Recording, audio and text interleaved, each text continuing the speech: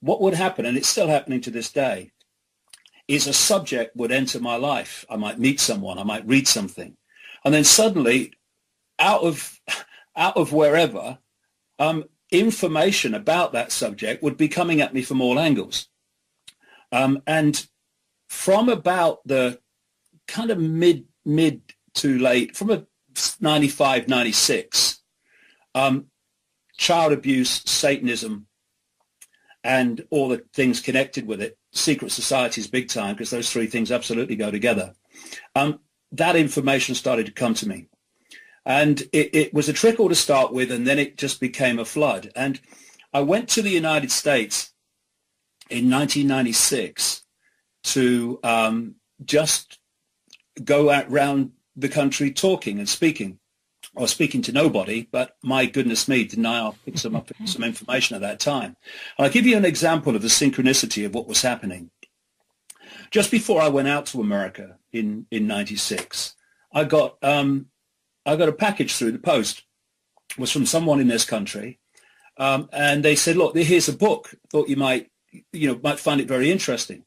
And the book was called "Transformation of America" by a lady called Kathy O'Brien and a partner, Mark Phillips, but mostly Kathy O'Brien, in terms of her experiences, which are fantastic.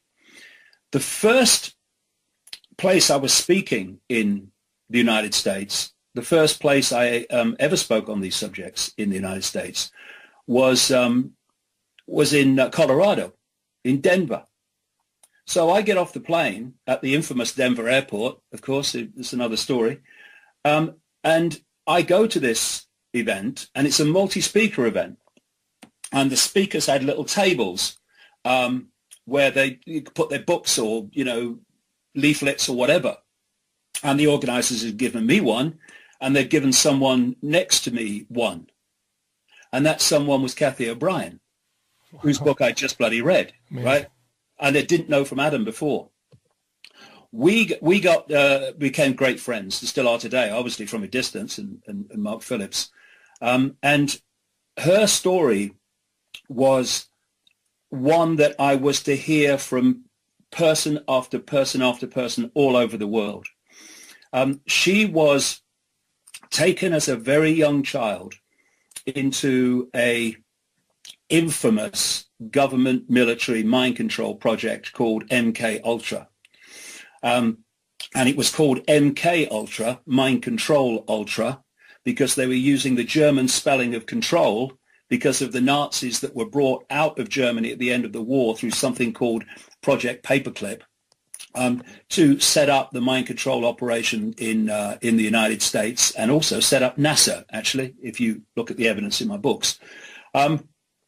And very soon I became very, very clued up because of the people I was meeting who'd experienced it in mind control and the connection from mind control into pedophilia and Satanism. The form of mind control was called trauma-based mind control, and that is you traumatize little kids to the point where it's called dissociation. And basically, in the simplest terms, you are creating the young child's mind in a form like a honeycomb, compartmentalized. And so they call these compartments alters, in other words, altered reality. And they have a front alter, which is the personality which people think is the person when they interact with them. Then they have the back alters, which are programmed, quote, personalities. They're actually mind control programs. And things like, we've seen with, assassins programmed to shoot, people and all that stuff. That's all part of this. Sirhan, who killed Bobby Kennedy, was a classic MK Ultra type mind controlled assassin. And massive part of creating these traumas which break the mind up into these self-contained compartments, which are where the mind is basically, it's compartmentalizing and shutting off that part of the mind that experienced the trauma. And in doing so, it creates these compartments, which can then be turned into, quote, personalities. Do you know, Rich, I sat with a lady called Vera Diamond, who was a therapist who worked in Harley Street, with very famous street for that sort of stuff and medical stuff in London. But her business, if you like, her practice was destroyed the moment she started talking about Satanism and pedophilia and mind control among the rich and famous. But Icke became a very good friend of Vera Diamond. And I sat in her front room and I saw in, 20 minutes, half an hour, something like 8, 9 different personalities come out of one girl. One of them was a child. A baby, and then some were absolutely evil. Some were all different kinds of personalities. Whatever, and what Vera was doing, she gleaned through her various techniques the trigger codes to access that personality. So you have the front altar, that's the person we all know, but then when you give the trigger, that front altar goes to the back, and one of the back altars comes forward. Now this person's a totally different personality. And I saw that just by Vera giving these trigger, they could be words, they could be phrases, whatever. And all through this, pedophilia was fundamental, because pedophilia and Satanism and torturing kids was, like I say, a major way that they created these altars.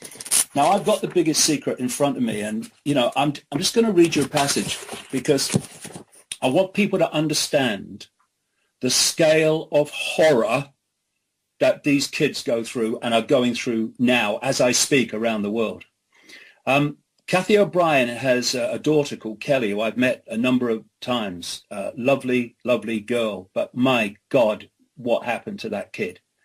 And Kathy O'Brien, one of the key people who traumatized her, well, among them, the key person was Father George Bush, a notorious pedophile and torturer and killer of children. As I've said all over America, and I've said in my books, and there was Dick Cheney. He was brutal to Kathy O'Brien when she was older. Bill Clinton was involved in it. All these people are all connected, and Father George Bush delighted and probably still delights in causing maximum trauma to kids. And in this passage, she's describing how Father George Bush was using cattle prongs on Kelly, just a little kid, to create the trauma and the pain. And this is what she says in Transformation of America.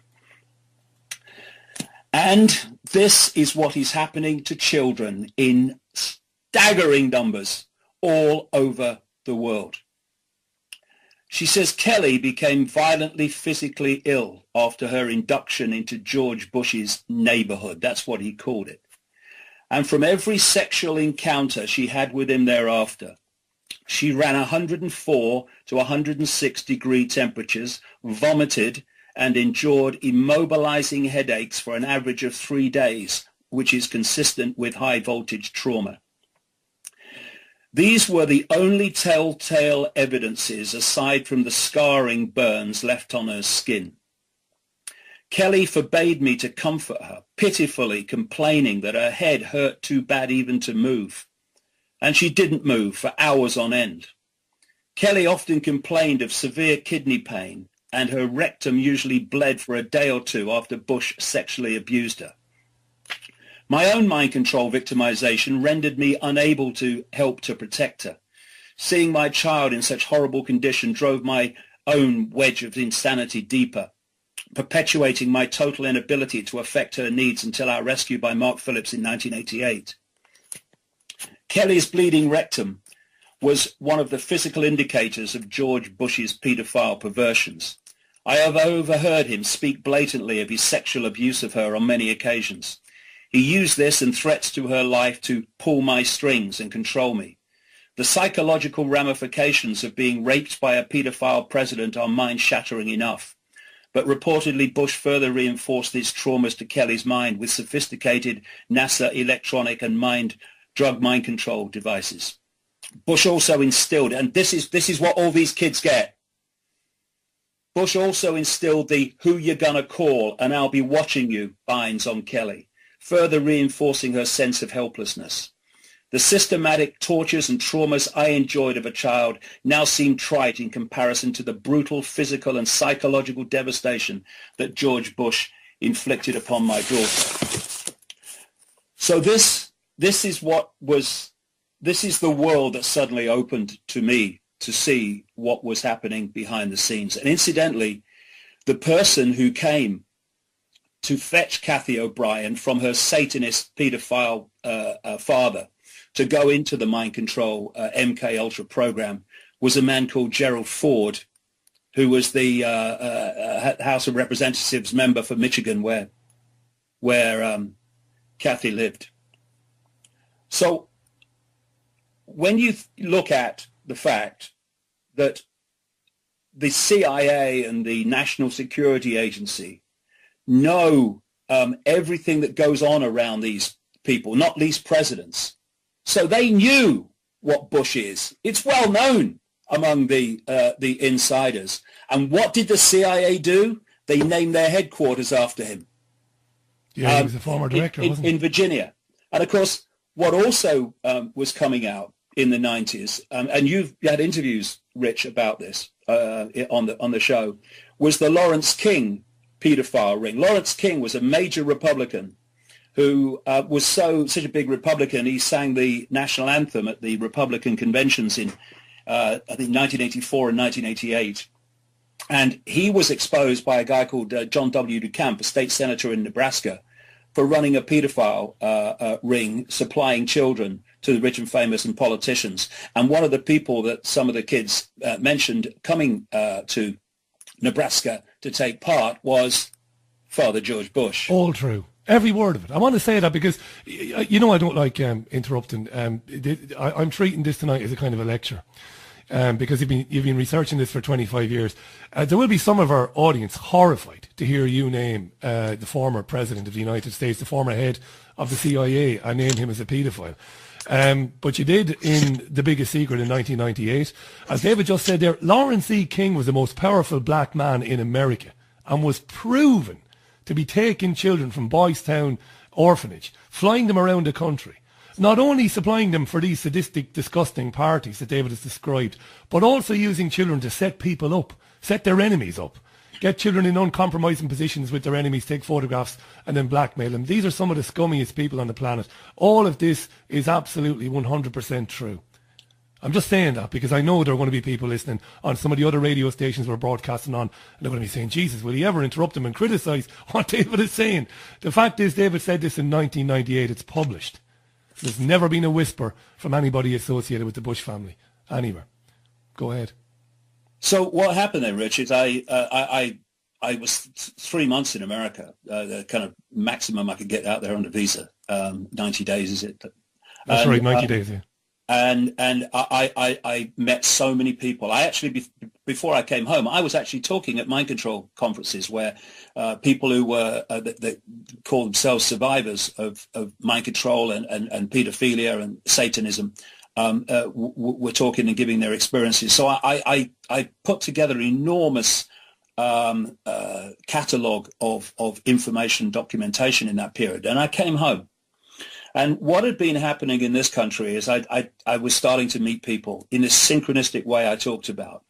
And a name that kept coming up when I was talking to people who said they'd been abused and they'd been involved in satanic ritual was Ted Heath, Prime Minister of Britain from, was it 1970-74, the man who took us into the European Union, as it's now called. And what I do, Rich, is people give me information, and I don't just blurt it out and say, this is what's going on. I put it on the back burner, as I call it, and I let it simmer, and I see what else comes. And eventually there comes a point where you've got so much information pointing to the same thing and the same people from so many different sources. You meet that point where you think, I'm confident of going with this now. And so when The Biggest Secret came out, I said that in it that Ted Heath, who was still an MP and didn't die until 7 years after the book came out, that he was a serial paedophile. My good, serial paedophile. Are you having a laugh? Stunning. A child killer, a child torturer. Within days of the book coming out, a journalist of what passes for one rang Ted Heath and read the passage to him. 7 years before he died, he could have stopped me by going to court there and then. Nothing. All he said was that David Icke must be mad, and nothing happened. And what's happened, of course, since the Jimmy Savile thing, which we'll get into, is that other people are now naming Ted Heath and his connections to Jimmy Savile, who is a record-breaking paedophile, yes, but as we'll get to, a record-breaking child procurer for the rich and famous as well, which is why he was so close to the royal family and so close to the Thatcher government. And another person I met in that period in North Wales while I was researching this, and I went to North Wales because there was a big scandal emerging of a massive paedophile ring involving so-called care homes and children in North Wales. And the person I met was called Andrea Davison. I met her at her home. Andrea Davison was a British intelligence operative, later became also a mental health advocate. And she, in her line of work, had come across all these victims of paedophilia by the elite, rich and famous. And she actually represented the victims at the so-called inquiry into these care home scandals in North Wales. She will come up as we go along more prominently. I was picking up information from her and others, and it was started. I picked up about Dolphin Square, this block of flats where so many MPs live close to the Houses of Parliament, and all the paedophile parties that were going on. That's in The Biggest Secret, and it's coming out now, of course, in the mainstream media, that was going on at Dolphin Square. More and more information is coming out about that. And then I met a lady called Christine Fitzgerald, and this took it on to another level, because Christine Fitzgerald was a friend for 9 years, a close friend of Princess Diana. And what happened? Again, synchronicity. There was this, I hadn't seen him for ages, but he was a guy who operated in kind of alternative circles, and his big thing was networking. We must network. We must get people together. So what he did, how he did it, I don't know. He organized this little meeting of people at the House of Lords. I've only been to the Houses of Parliament twice, and this was the other kind. Actually, the other time I went to the Houses of Parliament was to watch a debate during the Thatcher era, and I just got in at the end of it when they were voting, and I'll never forget it. The Deputy Prime Minister, Willie Whitelaw, deputy to Margaret Thatcher, came in at the top of the chamber, and he was so absolutely paralytically drunk. He staggered across to one side, hit a bench, staggered across to the other side, hit the bench, and then someone had to grab him and help him. He just voted. These are the kind of people that we have running our lives, ladies and gentlemen. It's about time they weren't. Anyway, this event it was just a kind of an hour and a half in a room at the House of Lords. And it didn't really go anywhere, really. But there was one person there, a lady, who said some very interesting things about Princess Diana, who, had not long been killed. And afterwards, of course, being a researcher, I pulled her. How do you know this? And she told me that her friend, Christine Fitzgerald, who was an alternative healer, who operated at that time out of a clinic near Regent's Park in London, was a close friend of Princess Diana, and she thought that Christine Fitzgerald would talk to me. So I said, I want to talk to her. So a few days later, Christine Fitzgerald and this other lady, they walk off the Isle of Wight ferry, where I live, and we sat down, and I've still got the tapes to this day. I recorded it all. And she was telling me about Jimmy Savile, among other things. She's telling me about the horrific treatment of Princess Diana by the royal family, how the royal family actually weren't human, which is something I'd come across from many other sources. But here is this lady coming from that point of view as well. And that Jimmy Savile was a vile man, a pedophile, and a necrophiliac, i.e. he liked to have sex with dead bodies. This is why Jimmy Savile, for people in other parts of the world, was an, quote, entertainer and a disc jockey, worked a lot for the BBC. This is why Jimmy Savile famously used to volunteer to be a porter in hospitals, because it got him access to the mortuary. I mean, this man was so unbelievably sick. Words, can't be found to describe it.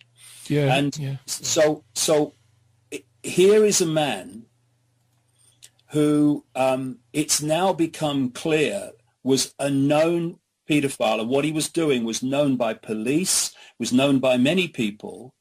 And here we have the British royal family inviting him into their inner circle, to the point where, as Christine Fitzgerald told me this, because Diana told her, but it's come out in other ways in the mainstream since, he was used as a go-between, a mediator between Princess Diana and Prince Charles when their marriage was breaking up. This man's an aging disc jockey, for goodness sake. And he was brought in to the royal family inner circle, in his own words, this is, in the 1960s, by Lord Mountbatten, a known paedophile. He was connected to the Kincora Boys' Home scandal in Belfast, though it was of course, kept quiet. Ted Heath was connected to the Kincora Boys' Home in Belfast, and so was a guy called Sir Maurice Oldfield, head of MI6. See why it doesn't come out? Yeah. And Lord Mountbatten was famously a mentor to both Prince Philip and Prince Charles. And Jimmy Savile said that he was liked by the royal family and invited into their inner circle because this is his quote, "I work deep cover." Now, what could that mean, that? What he was doing, yeah, as well as his record-breaking personal paedophilia, was Jimmy Savile was procuring children for the rich and famous, including former Prime Minister and Prime Minister at the time, Ted Heath. And this is why, despite everybody knowing, or I say everybody knowing, lots of people knowing on the inside, and the police knowing, he was never collared while he was alive, because his back was being watched by the very establishment for whom he was supplying children, because people had to watch his back if they were going to watch their own. And so here we had a situation, again, as with Father George Bush. You cannot get anywhere near the British royal family, never mind the inner circle, without MI5 and Special Branch and all these Secret Service operations knowing every time you flipping cough. And here was a record-breaking paedophile and procurer of children for the rich and famous in the inner circle of the British royal family, taken there, invited there by a paedophile Lord Mountbatten, and MI5 and Special Branch did nothing. They must have known. And the royal family didn't know. Are you kidding? They must have known. I've had this argument with people who listen to this program and who used to watch us when we were in London. And I've had this argument with them. I've said the same thing, basically quoting from you. I've said, how could they not know that? How could they not know who this guy was? Somebody getting that deep into the family, having that much access. How could they not know what this guy was doing and how often he was doing it? I totally agree. I can't. Look, I'm not stupid. They had to know. Let me give. Can we take a quick break, Cammy? Do you want to take a quick 90-second break? Let's get a break out of the way, right? Okay. Yeah, want to take a quick break, yeah. We're going to go on to midnight, are we? Because there's so much to get through. Yeah, there's so much to get into. We're with David Icke. If you're just joining the program, David is with us for the 2 hours of the show tonight. We're talking about his investigations of institutional paedophilia. We're talking about The Biggest Secret, a book where David published in 1998 and named names at that time and challenged those names, many of them alive, like George H.W. Bush and others, to prove otherwise or to take him on in court. Of course, it never happened. We'll be back in a couple of minutes after these messages. Stay here. And when we come back, just before David kicks on again, I'm going to mention a couple of comments that came into the programme tonight. Back in a minute. It's at the top of the hour. This is the Richie Allen Show live on, on Fab Radio International, Talk Radio Europe, and of course it's going out live on davidicke.com. David is still with us. David, I'm just going to read out 2 comments. There's hundreds. And then it's back over to you. Okay. This from Dawn. Now, I gleaned these comments from quite a few places. I got them from your Facebook page, our own here at the show, emails and tweets. Dawn Allen, who wrote this on your Facebook page. In 1982, I went out with a guy who told me how when he was 15 and in trouble with the police in Rotherham, him and others he knew were forcibly taken to sex parties and had to perform sex acts for judges, barristers and high-ranking cops in exchange for drugs and sentences being dropped. He wasn't gay, but he said he did what he did because he had to. He had no choice. They threatened the boys and their families, saying to them, "We can make people disappear, you know." I've never forgotten these words. They left a lasting impression on me. That was Dawn. This one coming in from Tony. Tony Cole. These animals are in charge and always will be. The British public just seem to take this shit and do nothing. It's time for change, big change. We need to destroy the whole despicable lot of them. There isn't one straight talking person among them in the so-called parliament. They're all pedos and liars. That's not true, Tony. They're not all pedos and liars. And corrupt people who run the system, they all need to be dealt with. But the sheep will do F all, he says. The Dawn Allen comment from 1982, that's powerful, David. That's how it works. You know, you hear these stories again and again and again, not just in this country, I stress, all over the world. And the common themes are incredible. And that's a classic of its kind. And let's just, for people that think the royal family would never do that, well, the royal family is not what you think it is. The royal family is grotesque in every way imaginable. And one of the things that Christine Fitzgerald told me about her close relationship with Diana for 9 years and what happened was the day that she came in a terrible state into Christine Fitzgerald's healing clinic and why, which I'll get to in a second. But what Christine Fitzgerald said Diana told her in 1989 was that the royal family and the establishment, were going to kill her. And Christine told me that there were friendly people in the intelligence operation, including a former member of the elite regiment, the SAS, who used to drop things in for information in and notes in to the clinic, knowing that Diana would come along for treatment and would be able to read them. And they were warning her that her life was in danger. And so when this butler, Paul Burrell, came out years later and produced the letter that Diana had written to him saying in October 1996, which said in the letter to Burrell, "I am sitting here at my desk today in October, longing for someone to hug me and encourage me to keep strong and hold my head high. This particular phase of my life is the most dangerous. My husband is planning an accident in my car, brake failure and serious head injury in order to make the path clear for Charles to marry." Now, that was no surprise to me whatsoever. Less than a year later, she died in a car accident. Of course, it wasn't an accident. But this is what was going on in the background.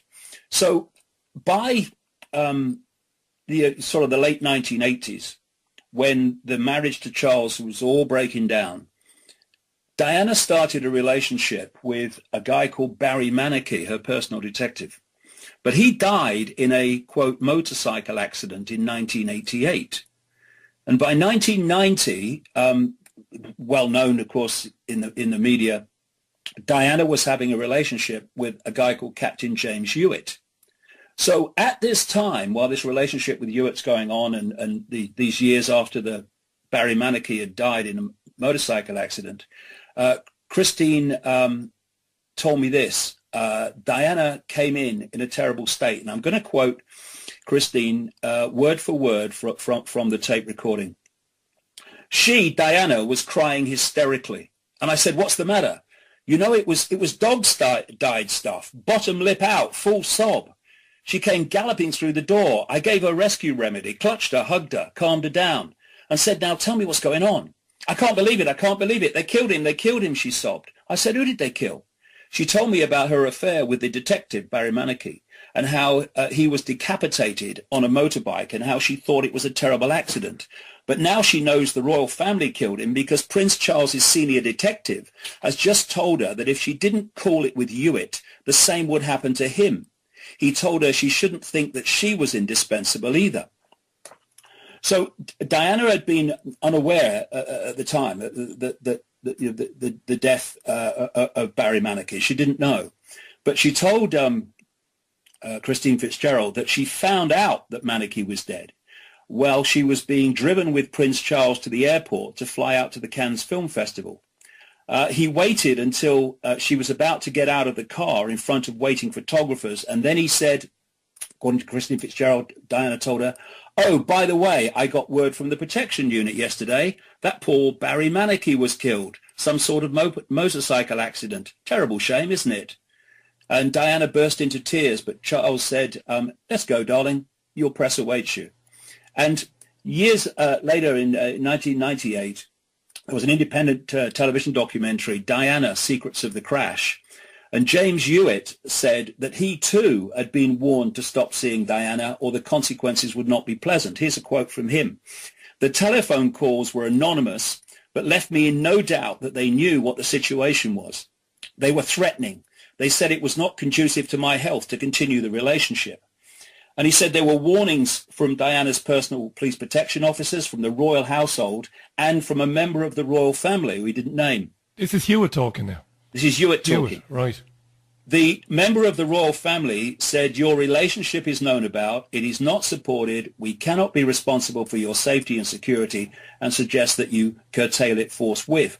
And he also said, James Hewitt, or quoted in the London Times, about threats, and his comments supported completely the story that Diana told about Christine Fitzgerald about Barry Manicky. Hewitt said that his clearest warning came when he was told that he would suffer the same fate as Barry Manicky. So any idea, Rich, that this crowd of parasites would not kill people if it suits them? Remember this. When you join the intelligence agencies, the police, the military, the clergy, all of this stuff, you do not say a oath of allegiance to the country and to the people of the country. You say it to the monarch, to the Queen. And it's said that, oh, no, they're only here to bring the tourists in. Nonsense. The whole structure is structured so that the power is within the non-elected, not the elected. And so when you think that Jimmy Savile, this record-breaking pedophile, was in that inner circle, I mean, what is going on? And you see, when Savile died, he was extremely rich. He owned a £160,000 Rolls Royce. He had 5 other cars, a Bentley, a Mercedes. He had something like 8 homes, left millions in his will on top of that. This is an aging disc jockey who has no conspicuous means of earning a living for decades and decades. But where was his money coming from? Procuring children for the rich and famous. He was given a knighthood by the royals. He was given a papal knighthood by Pope John Paul II. Of course, the Roman Catholic Church, one of the great pedophile networks on planet Earth, if not the biggest. And we will find with the passage of time that we had a pope in Benedict who resigned, the first pope to do so in 600 years, because it was connected to all this stuff. I remember someone sent me a link to a program on American television exposing the fact, I mean, researchers like me knew about it anyway, but exposing it on a public stage, that Pope Benedict was given the job by Pope John Paul II to look after all the pedophile allegations about the Roman Church, and all came out, and how it was suppressed, and how Benedict was all part of the suppression. And that was the same week that he actually resigned as Pope. So we're looking at, and I hope we'll get it for the end of the program, we're looking at a global network of paedophilia / Satanism, because they are, as I keep saying, connected. And there's a reason why the ratio of pedophiles among the so-called elite bloodlines and families is far greater than it is in the general population. Now, this Savile thing, of course, after he died in 2011, started to open up something else I wrote about in The Biggest Secret, which is this pedophile ring in the Thatcher government. I'll say, first of all, yes, there was a massive pedophile ring in the Thatcher government, which is now beginning to come out even through the mainstream media. But, and I'll go into it in detail, but don't let anyone get kidded that it was in the Thatcher government and the Thatcher government alone. It wasn't. It's still going on today. It's not changed. It's just changed its personnel. So Margaret Thatcher, first of all, her father, Alfred Roberts, in the corner shop in Grantham, was notorious in that town for his attraction, shall we say, to very young girls. Now, for our listeners who maybe they're hearing this for the first time, tell us how, because I know this, of course, let them know how we know this, because it's more than anecdotal evidence about this guy. Well, it's people in Grantham and girls who worked at the shop, and also there have been some mainstream journalists that have uncovered this. I think there was a very good series of articles in The Independent, I think, about it. But so here we have, at the same time, Jimmy Savile, procurer of children for the rich and famous on a mega scale, was an inner circle member of the royal family. He was a very close friend of Margaret Thatcher through the 80s, from 79 to 1990, Prime Minister of the United Kingdom, and they spent many times together. And Ted Heath was the leader of the Conservative Party, Thatcher's party, up to 1975. Very, very closely connected to Jimmy Savile, and had children on a major scale procured for him by Jimmy Savile. And then in comes Margaret Thatcher to replace Heath as leader of the Conservative Party in 1975, and she strikes up this close relationship with Jimmy Savile. He's an aging disc jockey. I mean, hello? Yeah, he wasn't Mr. Personality, was he? I mean, he wasn't in real life. However, I don't care what people think of him on television. This was not a nice guy. So why this guy would, why you'd be rushing to befriend this guy is, like you said, it's staggering, the access this guy had. And when you then look at the Thatcher administration, you can start to see why there is this massive panic on to keep the lid on this. First of all, from 1975, when she became leader of the Conservative Party, to the time she left as Prime Minister in 1990, one of her closest inner circle aides was a man called Peter Morrison, MP for Chester, which is just a tiny few miles from North Wales, where that big scandal went on, and he was part of it. He was one of the people that was abusing children in the North Wales children's homes. Peter Morrison was a well-known paedophile by those people around him. That cabinet would have known Peter Morrison was a paedophile. The other Svengali figure, fixer, spinner, and Conservative Party treasurer, getting all the money for the elections, again, the entire Thatcher years from 75 to 1990 was Lord Alistair McAlpine, who, of course, was the centre of a paedophile allegation scandal in, was it 2012? Well, I name Lord Alistair McAlpine for paedophilia in The Biggest Secret, and that came out in 1997, 98, and he did nothing. He was exposed by Scallywag magazine on a major scale. I mean, the headline was Lord McAlpine and the paedophile ring. I mean, that's right. Punches. And if people go to my website, they go to my headlines page and go down the right-hand column, you'll find a link to that Scallywag, those Scallywag magazine articles, where you'll see what they said. McAlpine did not sue. And so he is at the side of Margaret Thatcher, and on the other, throughout the Thatcher years, and on the other side of Thatcher is Peter Morrison, who is a well-known paedophile. And one of the things that came out about Alistair McAlpine is he also had a collection of photographs or paintings, rather, by a guy called Graham Ovenden. These were photographs of prepubescent girls in naked and erotic poses, and Ovenden was actually jailed for paedophilia in 2013. Also in the cabinet of, or in the government of Margaret Thatcher was Keith Joseph. He's been named by victims as a person who abused them at paedophile parties, and a guy called Rhodes Boyson, a minister, the same thing. Now, who else, Rich, was in that Thatcher government at the centre of it in many ways, certainly in a major position as Home Secretary? Leon Brittan. Yeah.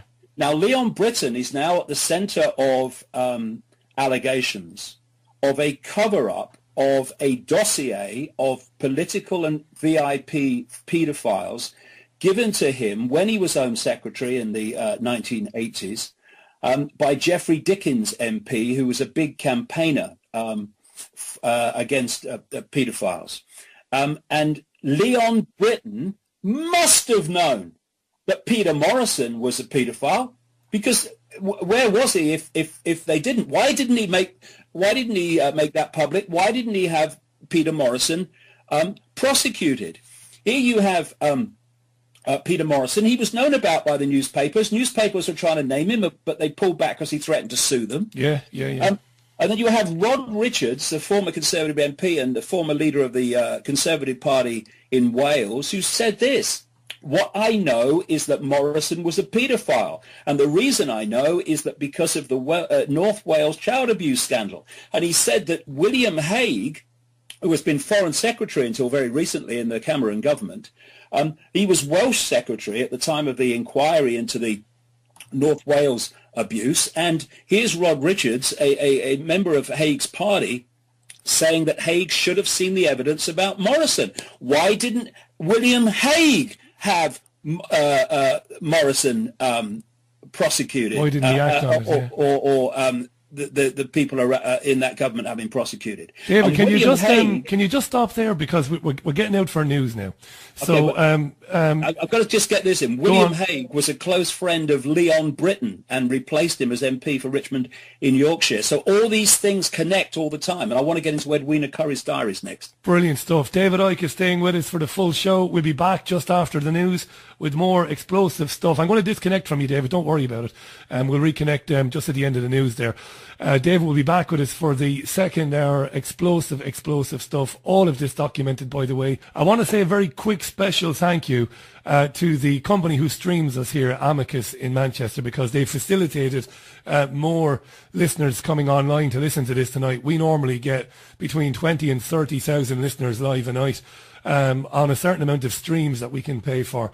To their eternal credit, this company, they've given us some more space, because the interest in this is absolutely phenomenal. We've been talking with David Icke. We're going to do so again for the next hour, talking about his book, The Biggest Secret, 25 years of talking about things that he was initially laughed at for, then he was ridiculed, then he was ignored as he was saying these things, which are now unfolding in the national press in this country. And I said on Friday night, and I meant it, the BBC don't get any credit for bringing on these victims of these horrible crimes now.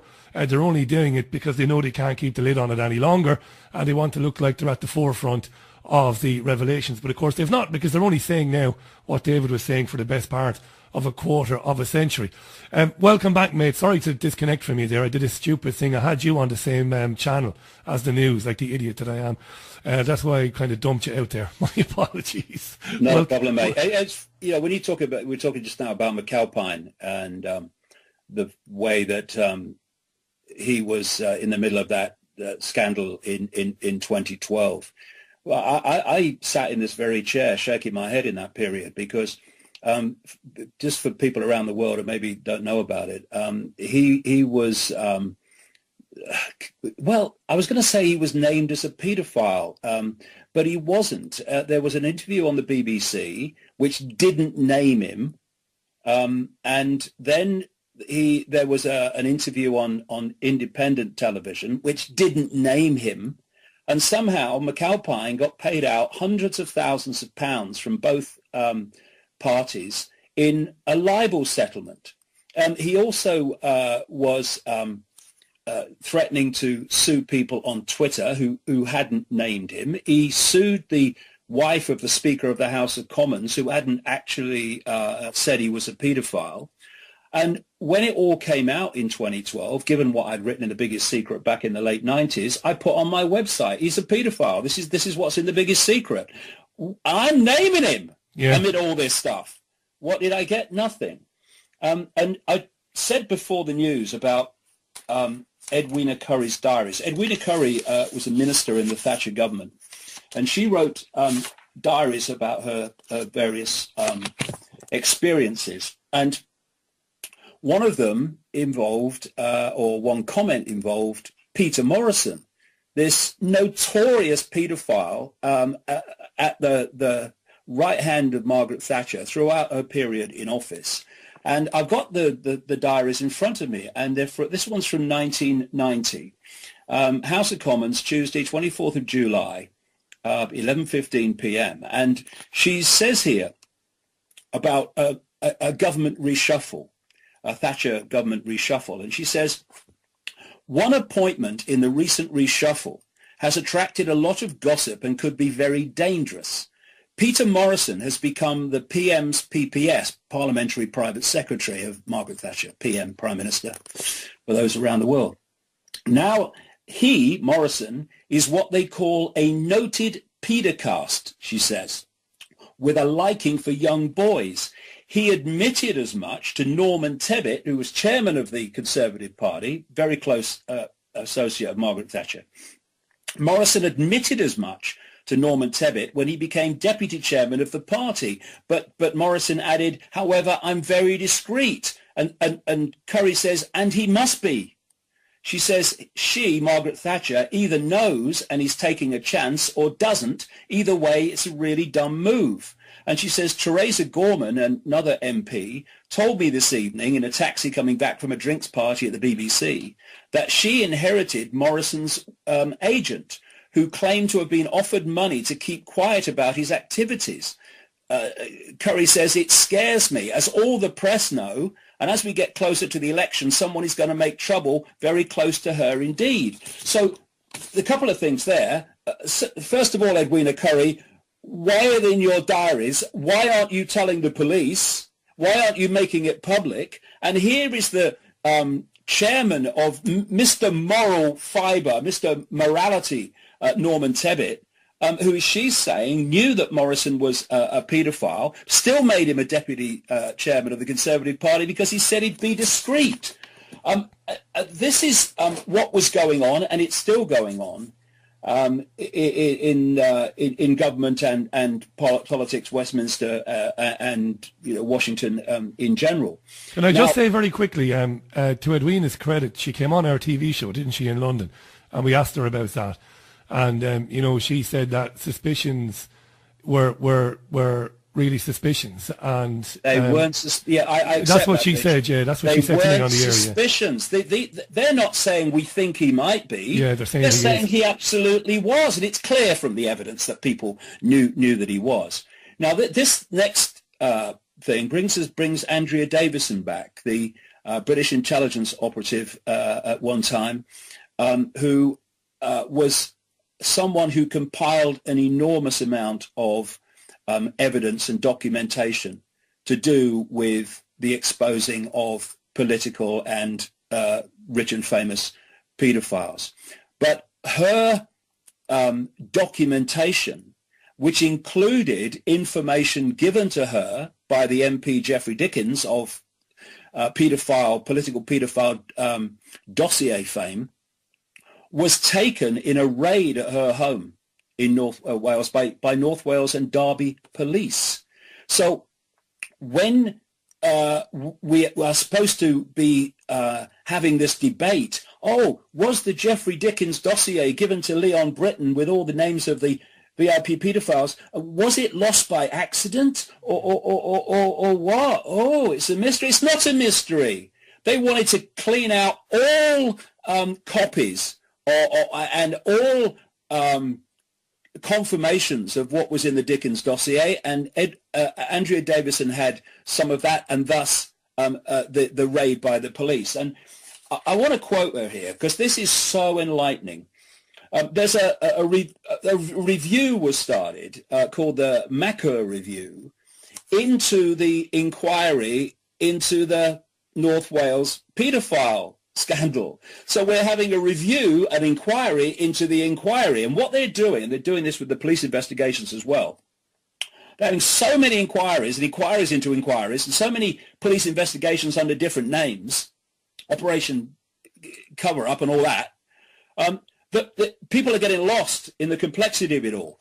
But what Andrea Davison did was give a long statement to this Macker Review talking about what happened in North Wales and how this cover-up goes on.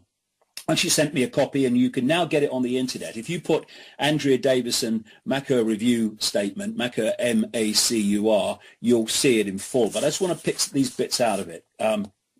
This is from her statement to this review. And this is someone who's investigated political and VIP paedophilia for a long time.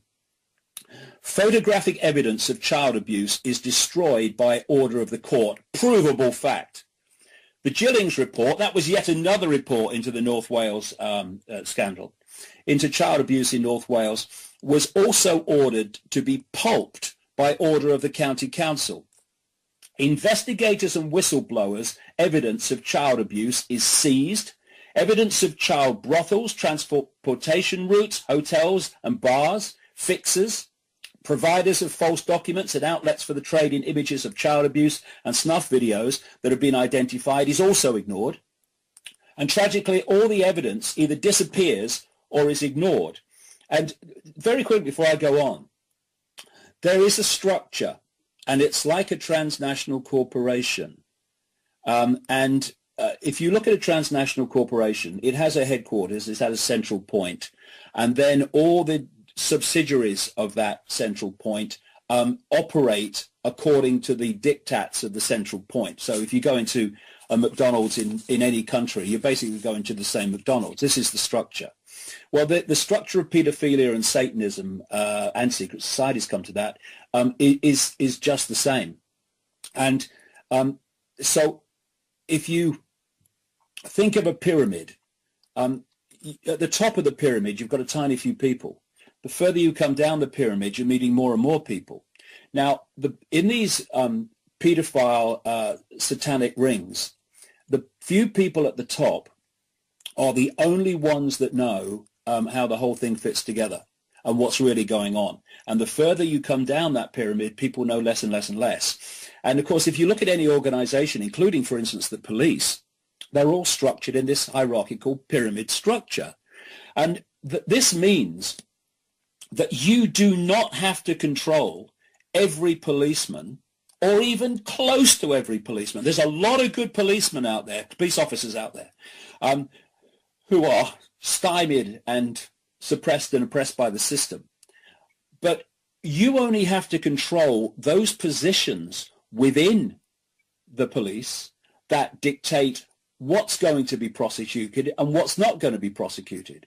And if you can also control the hire and fire positions, then you can make in the upper echelon, then you can make sure that the key positions are peopled by your people within your network. And this is how it works.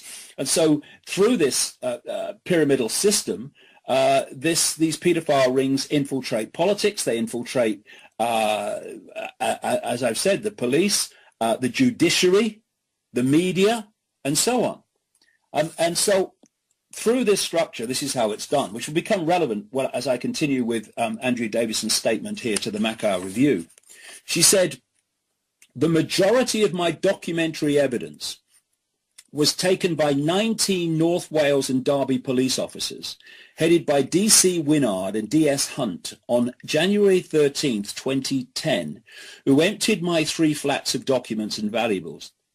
The warrant was signed by Derby Judge Burgess.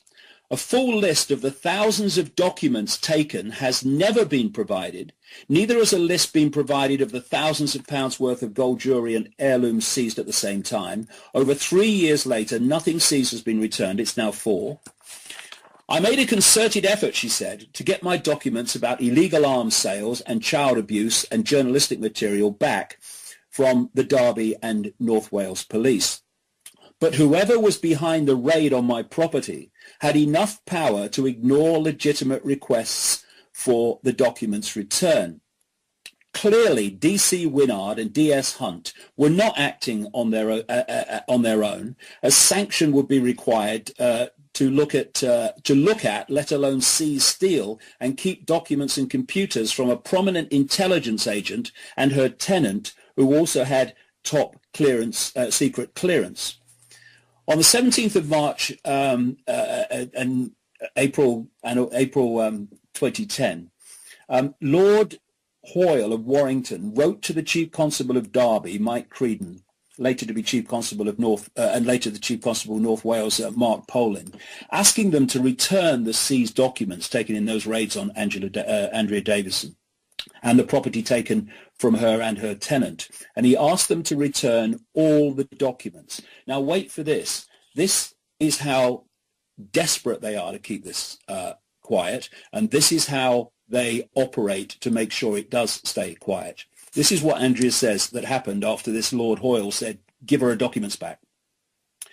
The result was that the Derby police obtained a restraint order on her from Judge Burgess, the guy who gave the warrant to take the documents, on April the 7th, 2010, which put a veneer, she says, of legitimacy over the police holding all my property and all my documents, including excluded documents, and prevented anyone asking for their return. Now, it gets worse. To prevent me challenging the restraint order of the court, the court made it a contempt of court for me to pay for legal advice or assistance. That's incredible. I applied for legal aid, but this was refused.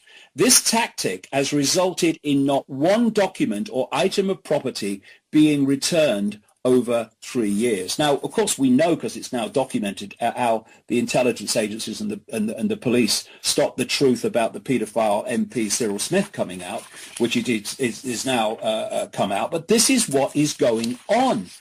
And there was another aide to Margaret Thatcher who was named by Scallywag magazine, and his name was Derek Lord, and he's still around. And interestingly, at the time that the McAlpine scandal broke in 2012, 2 paragraphs were removed from Derek Lord's Wikipedia entry. One of them that was removed and has not been put back, I looked today, said this: Lord is a long-standing family friend of Samantha Cameron's family, that's the wife of the current Prime Minister, and a personal friend of David Cameron, and attended their wedding at Ginge in Oxfordshire. He has a wide circle of friends in the celebrity, political and business communities. The other thing that was removed from that Wikipedia page at the time said this: Lord has a wide circle of friends in the Conservative Party. The list of Tory friends with whom he is known to go on holiday and socialise with is illustrious and includes Lord, McAlpine, Peter Lilly and Michael Portillo. Now, why would you want to remove something like that from a Wikipedia entry? Doesn't follow. And you see there what Andrea Davison was saying about the way that it's covered up. And you mentioned earlier this MP that's come out now today, John Mann, yeah, the Labour MP, who said that he reported these paedophile parties at Dolphin Square near Houses of Parliament and other London locations, and how the police basically put the lid on it and did not investigate. And he said that the inquiry, the case was closed within 3 months on orders of those at the top. Now we're back to this pyramid structure, Rich. The police officers lower down may want to investigate this. They may be outraged by it. I'm sure many are. But this structure of control the positions that decide if a prosecution is going to happen or not happen, and you control the game. And that is how it is done. And this brings us, after all this evidence, so this is a fraction of what you could give, but it's enough to make the picture. We come to the blatant attempt to put safe people in charge of this new inquiry now into what happened to the Jeffrey Dickens dossier that was given to Leon Britton as Home Secretary with these paedophile names in it, which disappeared. The first person, and we've got to look at this Home Secretary, Theresa May, who's appointed the two heads so far, both of which through public pressure and exposure have had to step down. We have to look at Theresa May and ask this: why are you putting people in charge of an inquiry that so blatantly and so obviously, as we've seen, will have no confidence from the victims that are supposed to be helped here by this inquiry? They would have no confidence in the two people she's put forward. The first one she put forward, Baroness Butler-Sloss. Now, you know, if you're around the world and you've not come across this story, I am not making this up. I have to make that point because most people would think I would. It's so ludicrous. The Attorney General, Sir Michael Havers, this major law officer in the Thatcher administration, at the time that Leon Britton was Home Secretary, at the time this Dickens dossier was handed over and went missing, Sir Michael Havers is someone who has quite blatantly suppressed the prosecution of known paedophiles, including a diplomat called Sir Peter Heyman. And in recent times, Sir Michael Havers has been named as one of these people at these paedophile parties. Now, Baroness Butler-Sloss, who was appointed by the Home Secretary Theresa May to oversee the investigation into what happened in that period that Sir Michael Havers was Attorney General and Leon Britton, Butler-Sloss is Michael Havers' sister. Yeah, this is it, yeah. You could not make that up. And this is another thing about Butler-Sloss. She was appointed, again during the Thatcher period, to lead an inquiry into child abuse in Cleveland, in the north of England, which was reported in 1988. Now, this is what the Guardian newspaper said about the way Butler-Sloss handled that investigation into child abuse in the 1980s. For all the blather about the dynastic pedigree and noble vocation of Elizabeth Butler-Sloss, her 1988 report into the child abuse crisis in Cleveland in the Northeast was a model of establishment guile and bad faith. It contributed to the myth that this crisis was not about abuse at all, but mad or bad professionals, zealots who saw abuse everywhere. Her report did not ask or answer the question, were the children abused? Her focus were arrangements, not abuse. Though her report did not ultimately the diagnosis, it encouraged the myth that it was all wrong. After a trail of avoidable child deaths at the hands of cruel carers, paediatricians and child welfare professionals in Britain, child welfare professionals in Britain were under orders, thou shalt intervene. But Butler-Sloss criticised them for doing that, for failing to suspend belief. That guideline to suspend belief has haunted child protection professionals ever since. Another thing about Baroness Butler-Sloss, she was responsible for a controversial ruling which prevented warnings being issued about dangerous paedophiles. This is another newspaper article, senior social workers attacked her decision, made when she was an appeal court judge, and warned that it would have major ramifications.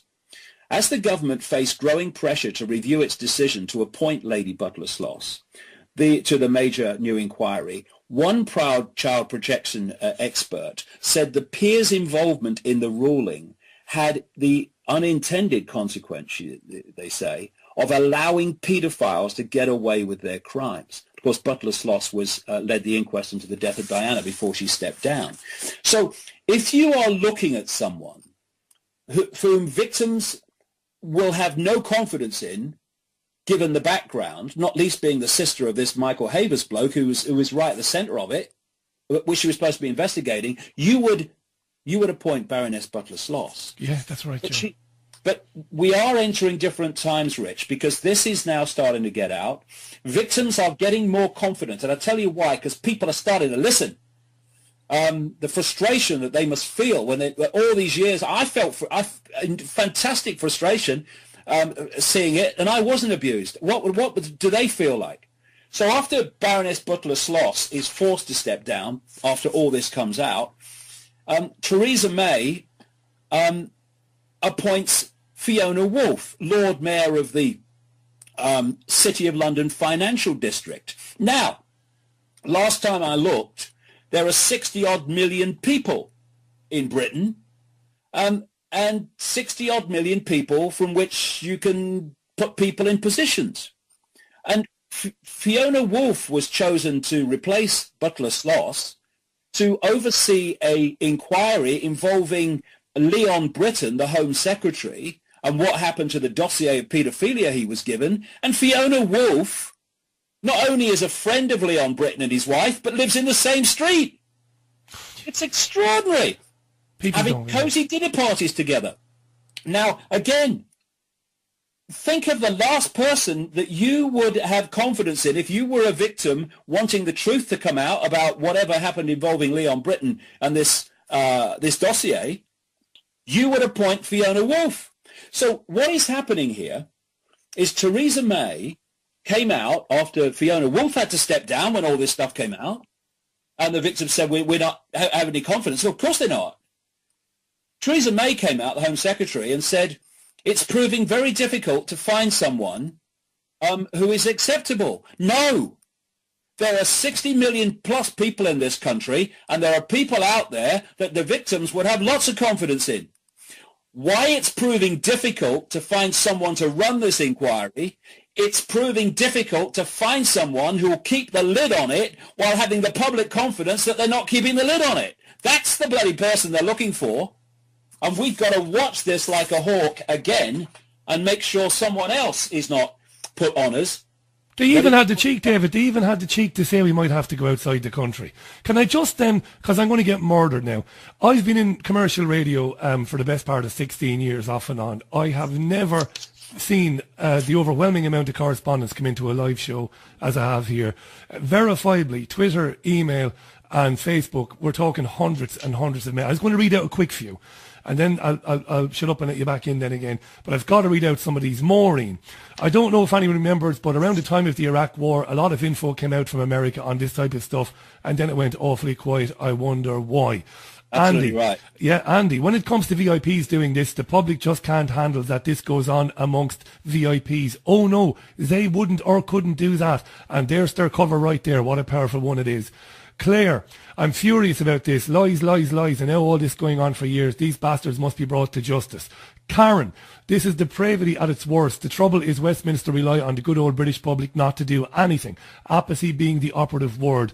Steve, I remember you, David, writing about this 20-odd years ago. I was fascinated about what you was revealing about the world on its lies. Funny how those who might have laughed on the Wogan show, how they must feel right now. Tommy Wilson, there is a paedophile politician in, I'm not going to say where because he might be identified, in Australia.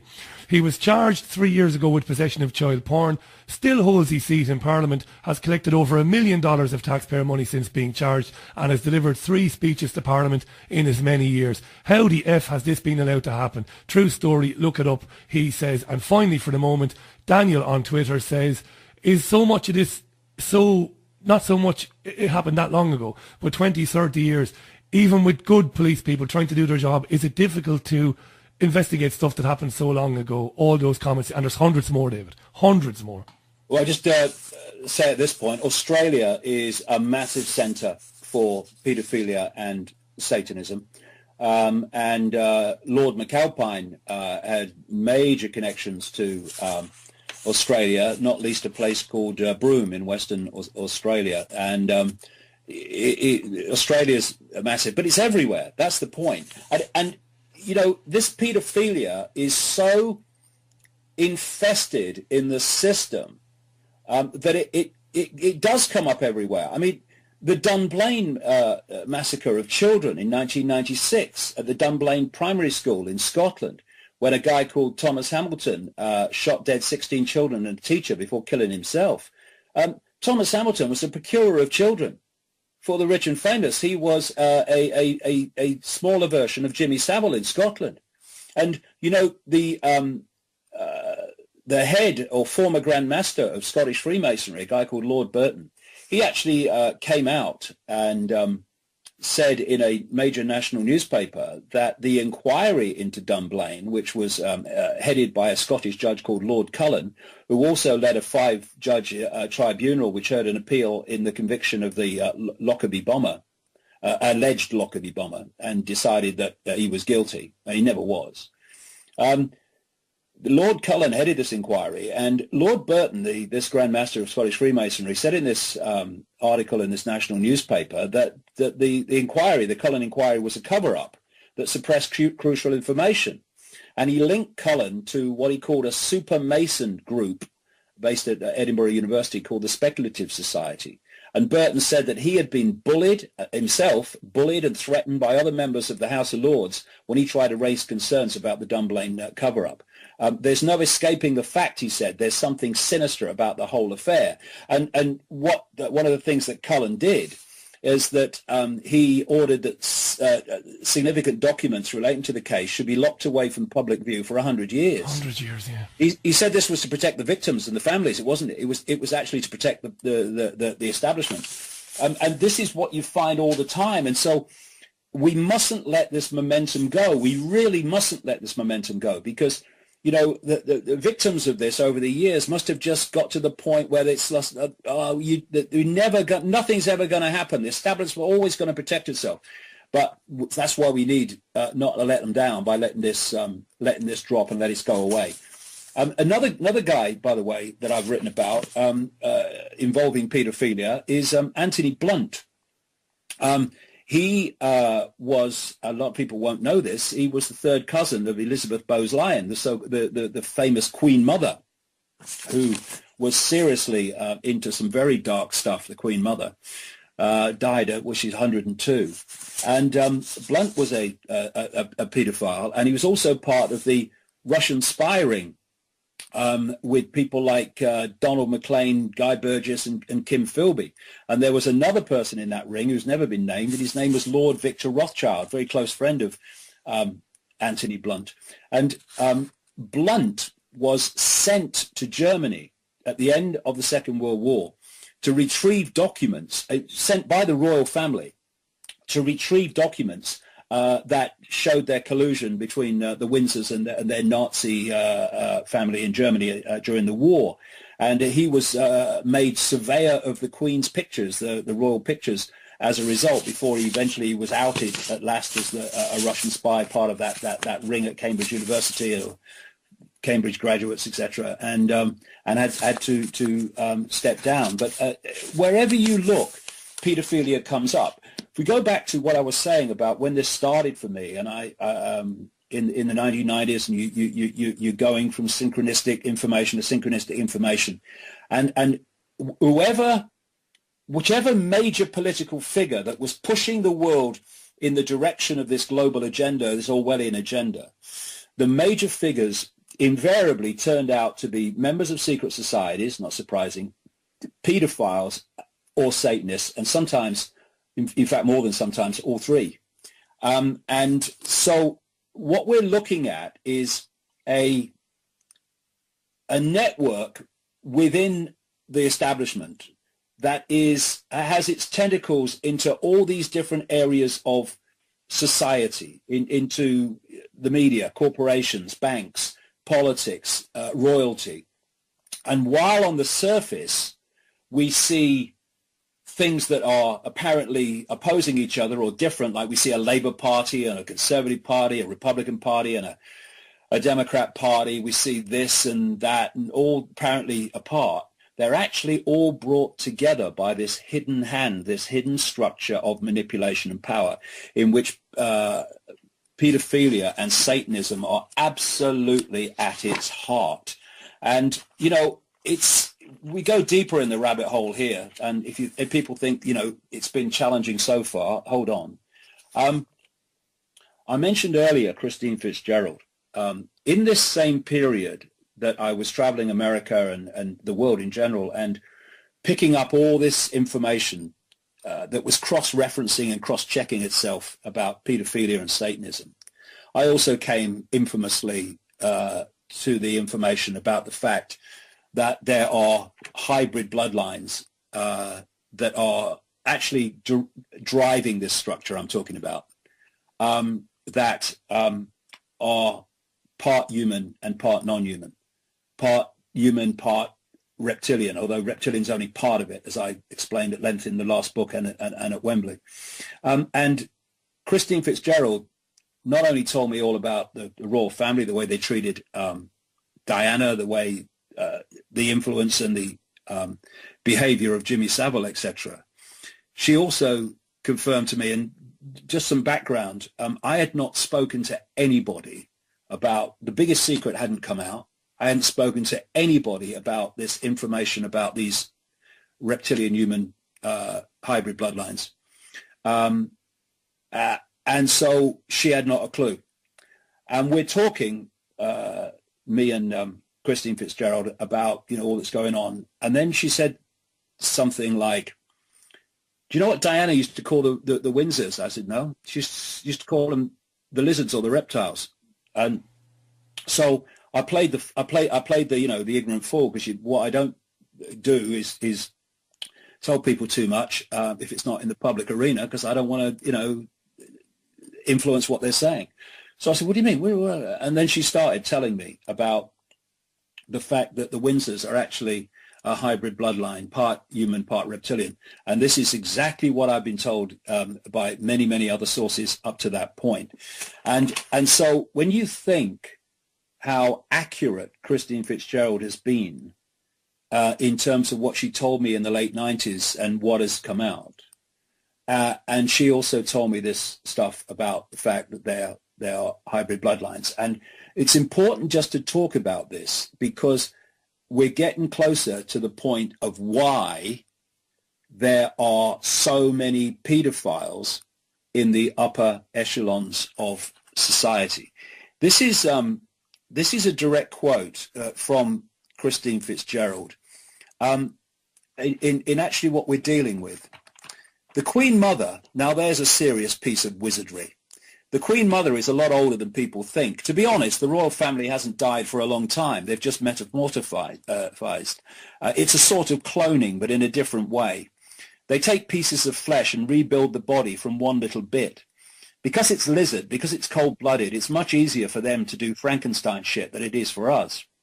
The different bodies are just different electrical vibrations, and they've got that secret. They've got the secret of the microcurrents. It's so micro, so specific, these radio waves that actually create the bodies. As I've been, you know, writing about at length, you know, the body is a hologram. It's an energetic holographic field, which fits exactly with what she's saying. They know the vibration of life, and because they're cold-blooded, they're reptiles, they have no wish to make the earth the perfect harmony it could be, or heal the earth from the damage that's been done. The earth's been attacked for Xeons by different extraterrestrials. It's like been a football for so long. This place was a bus stop for so many different aliens. All these aliens, they could cope with everything, including the noxious gases. They're landing all the time and coming up from the bowels of the earth. They looked like reptiles originally. This is why they're described as such by ancient accounts. But they look like us when they get out now through the electrical vibration, that life key I talked about. They can manifest how they want to. All the real knowledge has been taken out and shredded and put back in another way. The Queen Mother is chief toad of this part of Europe, and they have people like her in in each continent. She was a massively high satanic witch, the Queen Mother. Most people, the hangers-on, they don't know about the reptiles. They're just in awe of these people because they're so powerful. Don't think of people like the Queen Mother and Queen Victoria as different people. Think of them as the same person, which after a while had to replace their coat. When the flesh dies, that energy, while it's dying, will be, in her colourful language, will be immediately up someone else's backside, for anyone not in Britain. It's very vampire, worse than vampire. They're not going to come to you with hooked teeth and suck your blood. Fear is their food. I've been saying this for all these years. They can actually take fear and manifest it into a tangible thing. That's why society is structured globally, to create maximum fear. The key is the vibrational current. At that vibrational current, they can manifest anything from anything. It's like a holographic image. There you go. We are all minerals and water vibrating. This is all an illusion we are living in. That's the secret. And she goes on. Now, how does this fit in with why these bloodlines are absolutely obsessed with paedophilia? Because these entities that go under the name of archons and jinn in the Islamic belief system and demons in the Christian belief system, all over the world they have different names, same force, same entities we're talking about. They feed off human fear, yes. They feed off human low vibrational emotional energy, fear, anxiety, all these things, depression.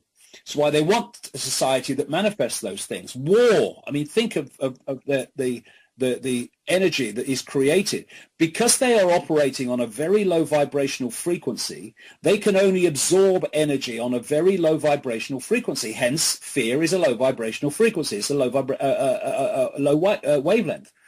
And the energy they want to absorb more than anything else, it's a nectar to them, is the energy of children before puberty. We see puberty as a hormonal change. That's only happening in the holographic level, what we call the physical level. That hormonal change is actually a manifestation triggered by an energetic change at the deeper energetic levels. They want that energy before that energetic change takes place. And this has been talked about by people like shaman around the world through vast amounts of time. Here's a quote from a Central American shaman, quoted in the Carlos Castaneda books. Sorcerers, in this context, people that can see energy beyond what normally people can see with their eyes. Sorcerers see infant human beings as strange luminous balls of energy, covered from the top to the bottom with a glowing coat, something like a coat of plastic adjusted tightly around the cocoon of energy. This glowing coat of awareness is what the predators, these entities I'm talking about, consume. And when a human reached adulthood, all that is left of that fringe awareness is a narrow fringe that goes from the ground to the top of the toes. That fringe permits mankind to keep on living, but only barely. And so what is happening is that while the pedophile, and these are possessed people, these are either entities of the hybrid bloodline, or they are possessed by these entities. And they have this urge for sexual abuse of children. While the sexual abuse is going on, they are used as a conduit for the entity beyond human sight to draw off the child's energy through the pedophile and steal and absorb the child's energy. Now, if you can do that while the child is deeply distressed and deeply traumatized, which is what is happening, then you absorb the child's energy on the low vibrational frequency that you need it to be for you to have the capacity to absorb it, because radio 1 can't absorb radio 2. They're on different frequencies. So this is what is happening. They traumatize the children purposely. They torture the children purposely. And so many of them, once the energy has been taken, are then killed so that they can't tell the story of the people they recognize, famous people in society who've done it to them. So what is happening is that the energy of children is being stolen in this way, and this is why these hybrid bloodlines are so awash with pedophiles and pedophilia, why so many children are abused worldwide. It's staggering. You know, I was telling you earlier in the day, Richie, there was a lady I met in America whose husband had just been murdered, and they'd taken her children away. They were foster children, but they were in the process of adopting them. It's very clear from the story, because I spent a long time helping this lady and working on this, that they wanted the children for some reason, and they were taken away and given to someone else. Very strange people, actually, a strange person. They said that now the husband was dead, that this lady couldn't bring them up alone, and then they gave the children to a woman living on her own. Anyway, where I'm going with this is that as part of this investigation, I rang the federal government agency in Washington to ask how many children went missing every year in America. Great question, yeah. They told me they didn't keep the figures. They could tell me how many cars went missing, apparently, but they couldn't tell me how many children went missing. They said I would have to ring every state because they only kept the records at a state level. But certainly then, that's what they told me. I must have got to 9 or 10 states, Rich, including California, before I stopped, because the figure was absolutely friggin' fantastic by then. Tens of thousands. I remember you telling me. Hundreds of thousands. Hundreds of thousands. I remember you telling me. And it's like, what? And that doesn't mean they all go missing, never to be found. Some of them are found. They're here, there, or wherever. Vast numbers of them are not found, and this is the public perception which needs to change. And I completely understand why this perception is held by people. They judge the number of children that go missing by the number of missing children stories on the mainstream news, in the mainstream media. So Madeleine McCann is a big story, yeah. Madeleine McCann is the tip of the tip of the tip of the tip of the tip, and I could go on for hours, of the iceberg. But the vast majority of these kids that go missing are never appearing in the mainstream media. Overwhelming. Only a few ever do, the high-profile cases. They go missing and they're never seen again. Vast numbers. And I talked to Credo Mutwa, the shaman, the Zulu shaman in South Africa. Same happening there. Children just disappear. It's unbelievable the number of children that go missing every year in this world. And it's all connected to what I've just described. And when you look, because everything connects to everything else, when you look at the way the laws are changing, the way the behavior of social services, not just in this country, but in America, elsewhere, is changing, so that they're now taking more and more and more children from loving parents, and the state is taking control of them. When they're now introducing laws in Britain about emotional abuse, which is not defined, so actually, grounding someone, a kid, for doing something that's not acceptable can easily be called emotional abuse in this context. Yeah. These laws are all being brought in for one simple reason alone: to give more and more reasons for the state to take away children from loving parents. And I tell you this, people, if you don't think this is your problem and you've got kids, well, I should have another think, because I would hate the knock to come on your door when it's too late. 10,000 a year. We've got to stand together here and stand up for these families that are having their children taken away from loving parents. And the reason we have secret courts where the media is not allowed to report these cases is not to protect the child, it's to protect the system from stealing children. And there are some journalists like Christopher Booker in the Telegraph in this country who've done some fantastic work exposing this against tremendous pressure of the courts dictating what he can and cannot say, or they'll prosecute him. This is what's going on in the world while we're watching fricking X Factor. This is what's going on in the world while we're watching all these diversions and celebrities and all these bloody reality shows. This is what is going on. This is what is happening to our children. And anyone's got respect for children, including their own children, off the arse, let's get started. And let's get this information circulating big time. Take this interview, for instance. Send it everywhere. Let's get people aware that the world is not like they thought it was. Because I would rather they found out while we still have time to change it, and don't find out when the knock comes on their door and it's too late. I just want to say a couple of things. There's been a number of people who've emailed and said that they used to think the dark energies and the archons, they used to think that was very fantastic.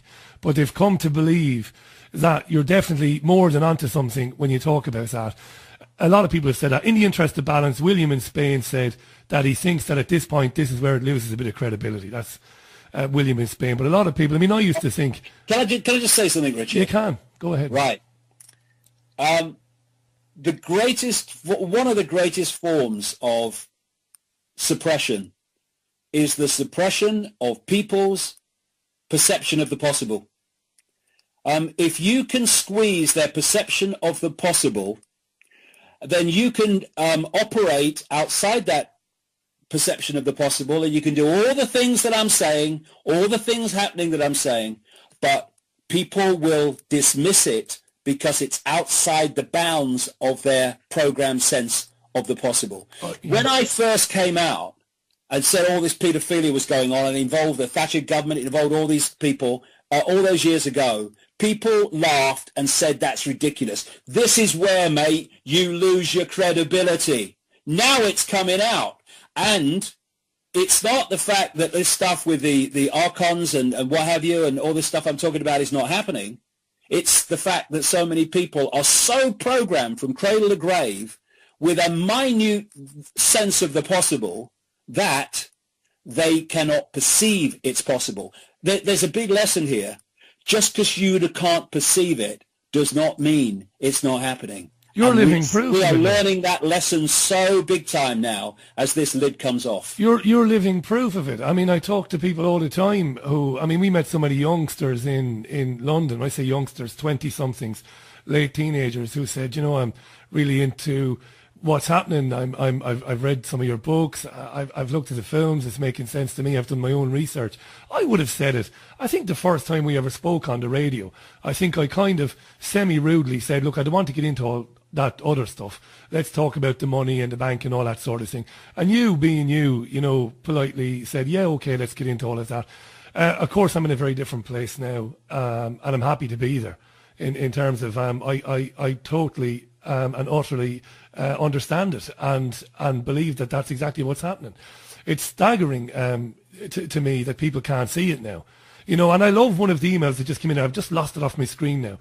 And again, it was somebody saying, I believe what David is saying because of the scale of it. You can't just get that many people around the world who are just into interfering with kids just because they're getting off on sexual kicks. Exactly. It just can't be. And that person is right. Yeah. And see, when you read like this MP man today and others, and you read victims and what they say, they're saying like these paedophile parties at Dolphin Square next to Parliament. They're saying they didn't even try to hide it. They didn't even try to hide themselves, and they just were kind of open about it, in these parties. And the reason they were so open about it in the way that these victims describe is because they know that the system is so stitched up in terms of their kind, their network being in control of law enforcement and government and media and all of this, that they can almost flaunt it in a way. But what they didn't bargain for was people outside of the mainstream system who were going to grab them by the tail and refuse to let go. That's what they didn't bargain for, and now it's starting to come out, and they're running for cover. Well, there ain't a cover big enough, ladies and gentlemen. It's coming out, and the game's going to be up, and we must not let this go away. What was that quote I used at Wembley? Something like, when we've exhausted every possibility, let's get started. Yeah, that's right. Right. Let's come together here and put down our differences, whether we believe this or believe that, whether you see it like that, put it down. There are vast numbers of children being abused, tortured, and murdered. I love it. This week the police are investigating a possible murder involving this political pedophile ring. A murder. My goodness me, the scale is fantastic, and they can cover it up because of all these things. In fact, there was a paedophile in Australia, not a paedophile, well, he might have been, but he was a Satanist in Australia. And before he died, he produced a document, not apologizing for Satanism, but actually flaunting it. And this is what he said. I've got a quote here about the abuse of children. He said, "Politicians are introduced by a carefully graded set of criteria and situations that enable them to accept that their victims will be, quote, our little secret. Young children sexually molested and physically abused by politicians worldwide are quickly used in sacrifices. In Australia, the bodies are hardly ever discovered, for Australia is still a wilderness." Now, our little secret. This is one of the things they do, and this is what intelligence people were doing in North Wales as well. You get these politicians involved in sex with children, you film it secretly, and that politician will then pass any law you want for the rest of his or her political career. Bought and paid for. Do you know what? And paid for. Ted Heath was one of those. And this is why you get politicians doing things that appear to be against everything they've ever stood for. It's because if they don't, it comes out. So they do it. And this paedophilia is another aspect, a very important aspect, Rich. The use of blackmail is another way that politics is stitched up by the hidden hand. And we saw that in the Franklin scandal. We're out of time. Look, we'll get back into these issues again, maybe in the new year, maybe not so early in the new year. You've got things going on. I want to thank you for your time, mate. And not just for me, but from the hundreds and hundreds of messages we've got coming in tonight. Many of them have said that they want to thank you personally for what you've done. A lot of so-called alternative media people trying to act all big and bad in the last few years, like they're on top of this issue. No, they're not. I said this on Friday night. You've been talking about this for over 25 years. I'm in your debt, mate, and so is everybody else. Thanks very much. It's a pleasure, Rich. Always a pleasure to talk to you, mate. And I'm so glad for the opportunity to put some pieces together so the picture can be seen. And please, can you get this around anywhere that you can, so that more and more people can at least have the opportunity of hearing what's really going on. Richie Allen.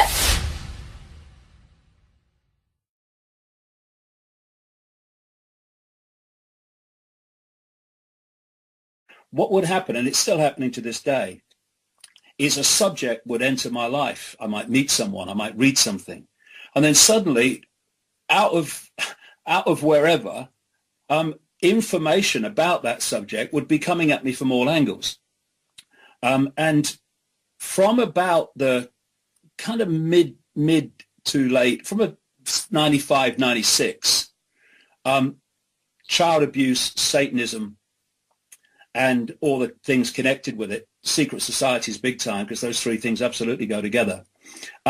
that information started to come to me. And it was a trickle to start with, and then it just became a flood. And I went to the United States in 1996 to just go out around the country talking and speaking, or speaking to nobody, but my goodness me, didn't I pick some information at that time. I'll give you an example of the synchronicity of what was happening. Just before I went out to America in 96, I got a package through the post. It was from someone in this country, and they said, "Look, here's a book. Thought you might find it very interesting." And the book was called "Transformation of America" by a lady called Kathy O'Brien and a partner, Mark Phillips, but mostly Kathy O'Brien, in terms of her experiences, which are fantastic.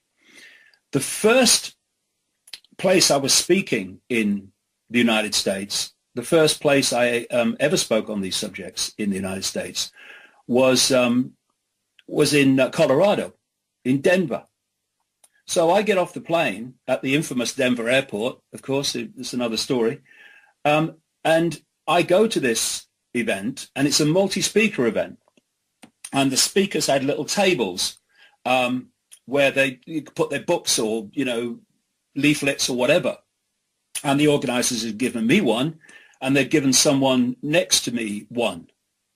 And that someone was Kathy O'Brien, whose book I just bloody read, right?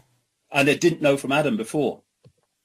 We became great friends, still are today, obviously from a distance, and Mark Phillips. And her story was one that I was to hear from person after person after person all over the world. She was taken as a very young child into a infamous government military mind control project called MK Ultra.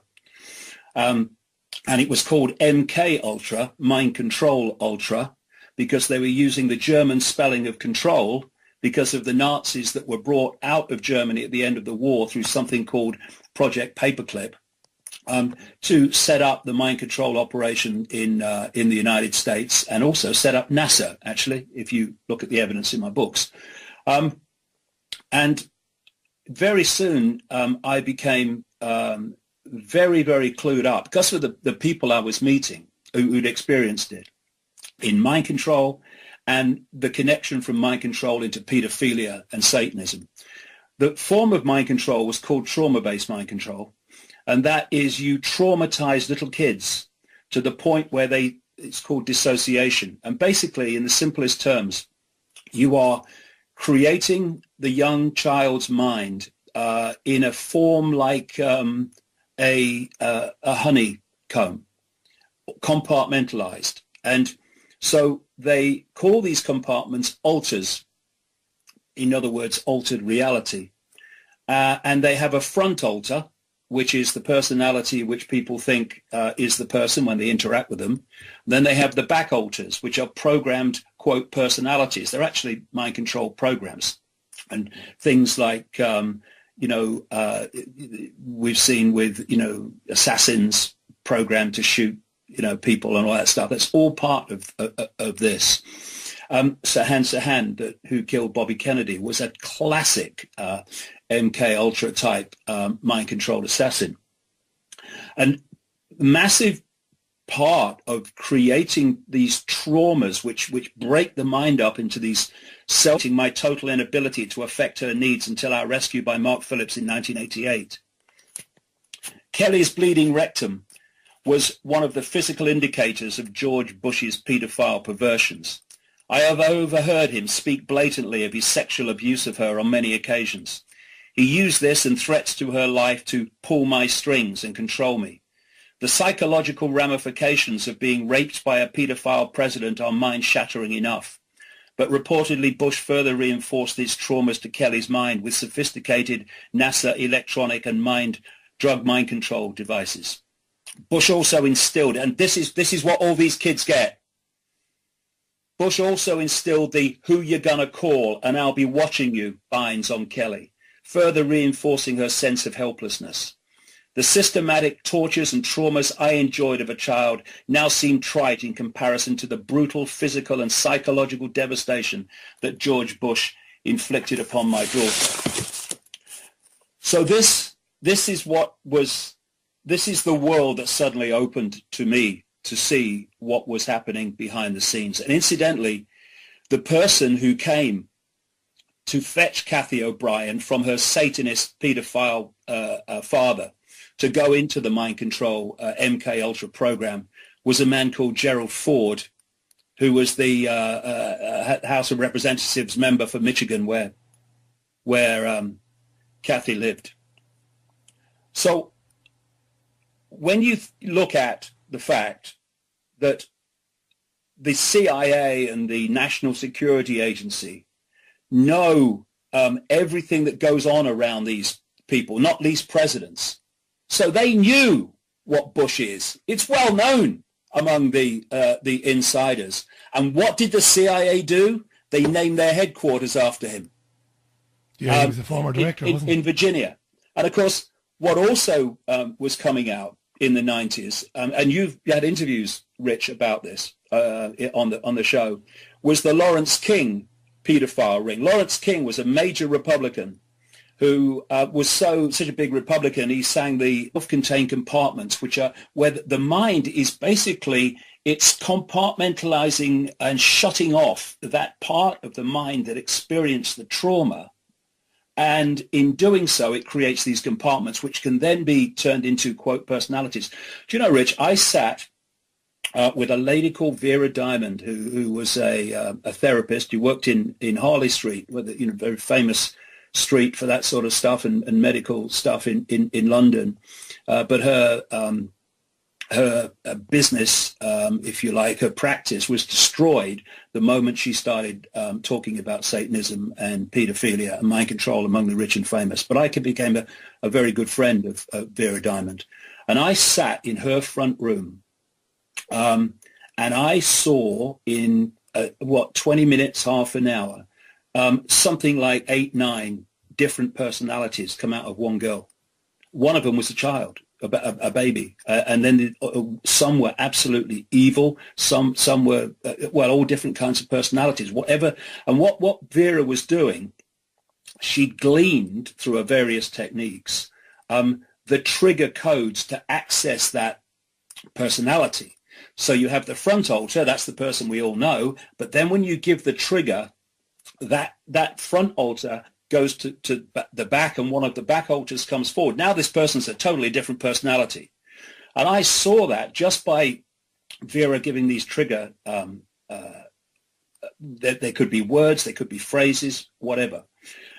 And all through this, pedophilia was fundamental, because pedophilia and Satanism and torturing kids was, like I say, a major way that they created these altars. Now, I've got the biggest secret in front of me, and, I'm just going to read you a passage because I want people to understand the scale of horror that these kids go through and are going through now as I speak around the world. Kathy O'Brien has a daughter called Kelly, who I've met a number of times. Lovely, lovely girl, but my God, what happened to that kid?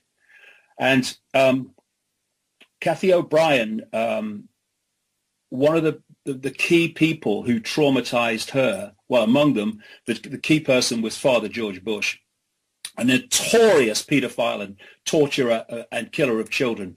As I've said all over America, and I've said in my books, and there was Dick Cheney. He was brutal to Kathy O'Brien when she was older. Bill Clinton was involved in it. All these people are all connected. And Father George Bush delighted and probably still delights in causing maximum trauma to kids. And in this passage, she's describing how Father George Bush was using cattle prongs on Kelly, just a little kid, to create the trauma and the pain. And this is what she says in Transformation of America. And this is what is happening to children in staggering numbers all over the world. She says Kelly became violently physically ill after her induction into George Bush's neighborhood. That's what he called it. And from every sexual encounter she had with him thereafter, she ran 104 to 106 degree temperatures, vomited, and endured immobilizing headaches for an average of 3 days, which is consistent with high voltage trauma. These were the only telltale evidences aside from the scarring burns left on her skin. Kelly forbade me to comfort her, pitifully complaining that her head hurt too bad even to move. And she didn't move for hours on end. Kelly often complained of severe kidney pain, and her rectum usually bled for a day or two after Bush sexually abused her. My own mind control victimization rendered me unable to help to protect her. Seeing my child in such horrible condition drove my own wedge of insanity deeper, perpetuating